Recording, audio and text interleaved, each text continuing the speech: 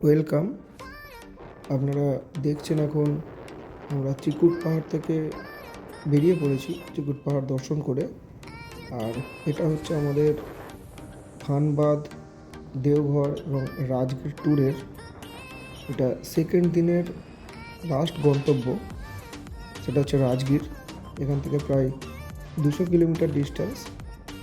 আর এখন বাজে মোটামুটি বেলা 2:30টার মতো। আর রাজগীর এখান থেকে ডিস্টেন্স যা দেখাচ্ছে গুগল ম্যাপে প্রায় 200 কিলোমিটার। মোটামুটি আমাদের তো 3.5 থেকে 4 ঘন্টা লাগার কথা।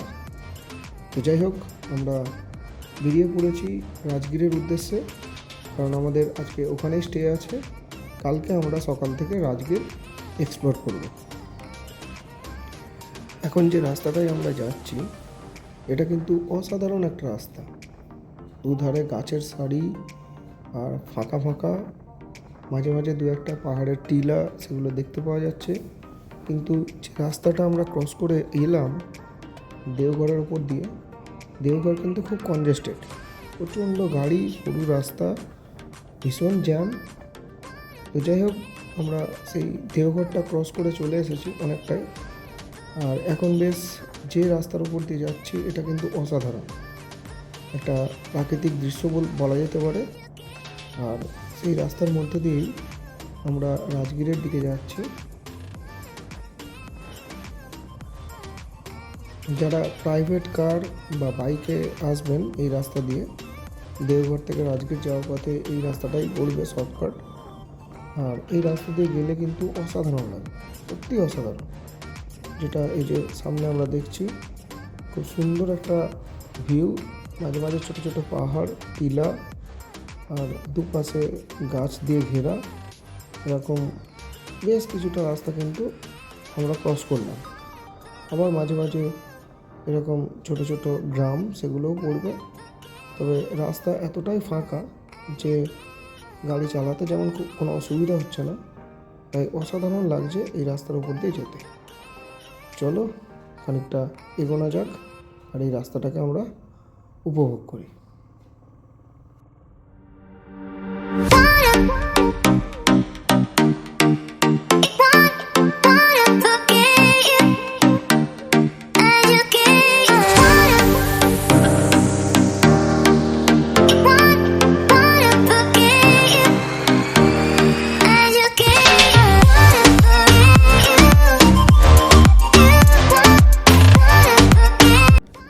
মাঝে আমরা একটা জায়গায় দাঁড়িয়েছিলাম একটু চা, একটু স্ন্যাক্স খাওয়ার জন্য, এবং অবশ্যই তার সঙ্গে একটু কোল্ড ড্রিঙ্কস, কারণ গরমটা যথেষ্টই আছে, রোদের তাপও আছে। যদিও বিকেল হয়ে গেছে, তবুও অনেকটা গাড়ি চালানোর পর একটু ফ্রেশ হওয়ার জন্য এগুলো একটু দরকার আছে। তো খানিকটা আমরা ওখানে সময় নষ্ট করেছি, যদিও এটা হয়ই রাইডের ক্ষেত্রে।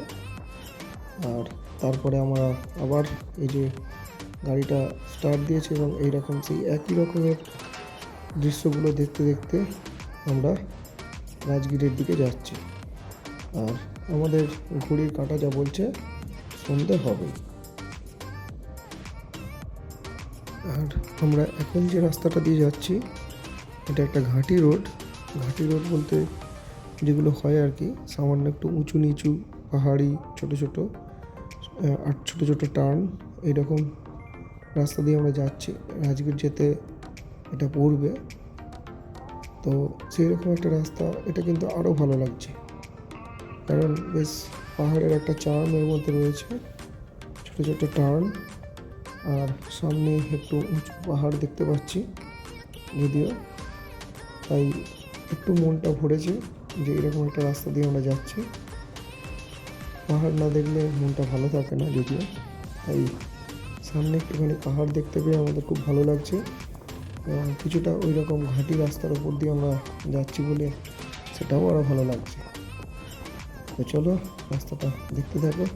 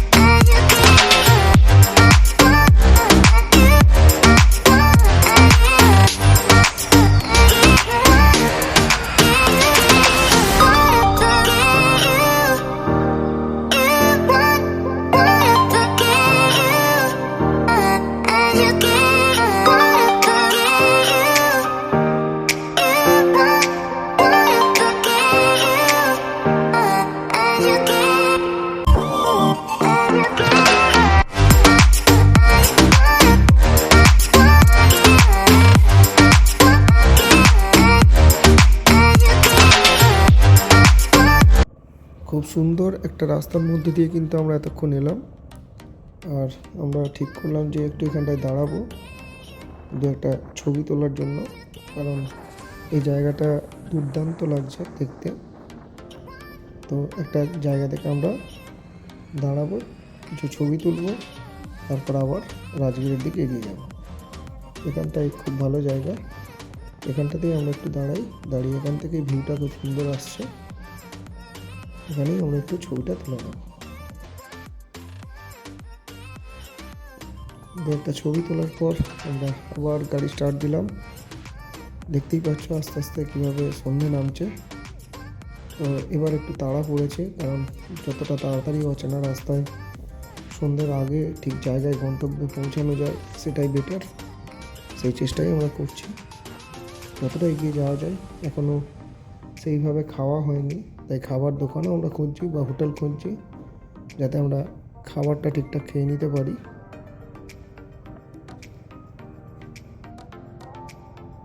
দেখো ডান দিক বাঁ দিক পেছনে সামনে সব দিকেই কি সুন্দর একটা পাহাড়ের আভাস, পাহাড় দেখা যাচ্ছে।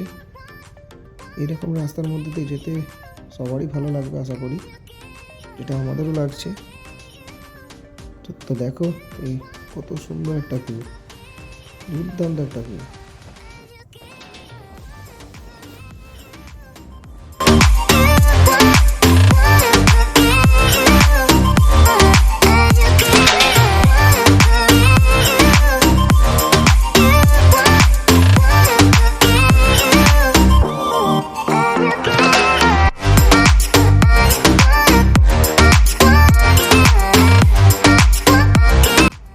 এই ঘাটি রোডটা ক্রস করার পরে আমরা আবার লোকালয়ে ঢুকে পড়েছি।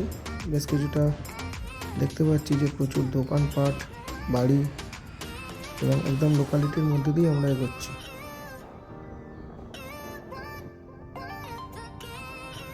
লোকালিটি হলেও রাস্তা কিন্তু অসাধারণ, রাস্তা কিন্তু দুর্দান্ত। আর এই লোকালিটিগুলো ক্রস করার পরেই দু সাইডে অসাধারণ চাষ হয়ে আছে, দুর্দান্ত চাষ হয়ে আছে, এটা মাঝে মাঝে আমরা দেখতে পাচ্ছি। আর এই হচ্ছে এখন আমরা ক্রস করছি বার্নার নদী, বার্নার নদীটা ক্রস করছি, এটা এই রাস্তাতে পড়বে। দেখো ভিউটা কত সুন্দর, দুর্দান্ত লাগছে। এটা বার্নার নদী বিহারের, এই রাস্তার মধ্যেই পড়বে। ব্রিজটা কিন্তু যথেষ্ট বড়, বেশ বড় ব্রিজ। যাই হোক আমরা এই ব্রিজটা ক্রস করছি, কি সুন্দর লাগছে দেখো।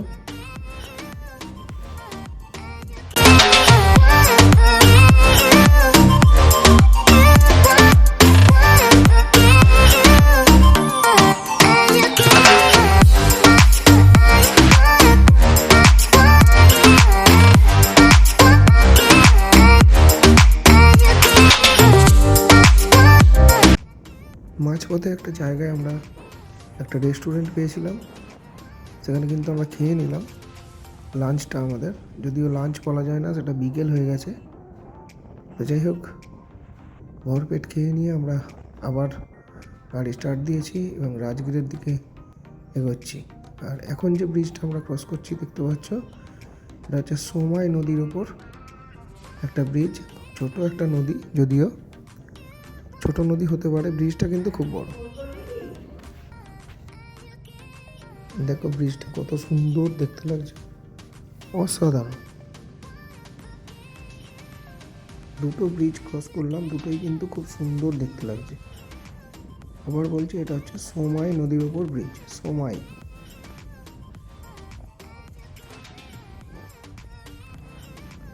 দেখো আস্তে আস্তে সূর্য পশ্চিম দিকে অস্ত যাচ্ছে, আর আমার বাঁদিকে একটা পাহাড়ের রেঞ্জ দেখতে পাওয়া যাচ্ছে। বাঁদিক দিয়ে পাহাড়ের রেঞ্জ, আর তার সামনেই কীভাবে সূর্য অস্ত যাচ্ছে, সেই দৃশ্য কিন্তু অসাধারণ।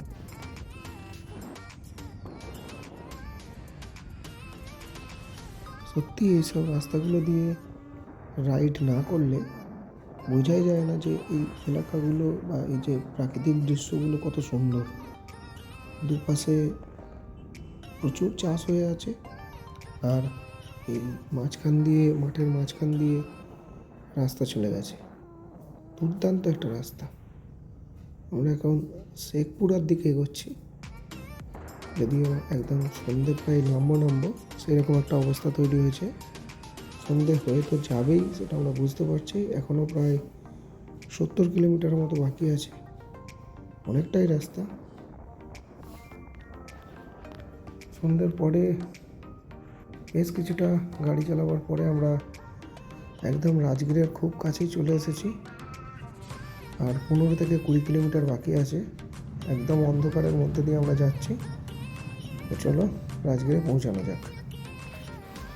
অবশেষে আমরা রাজগীর পৌঁছালাম। আর এই হচ্ছে আমাদের হোটেল রুম, দেখো রাধারানী হোটেল।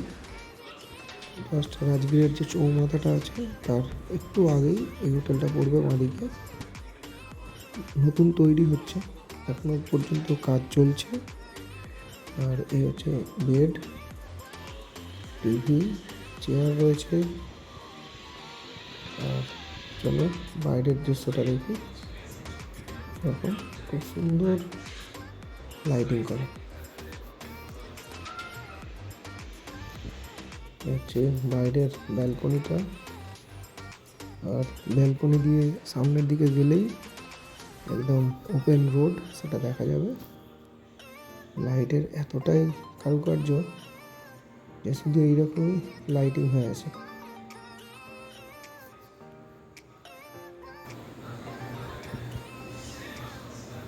এই হচ্ছে রাস্তা, রোড।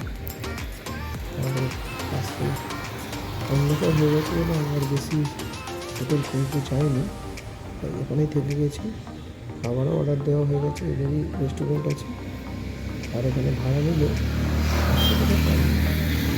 তবে আপনি এখানে স্টে করে কালটা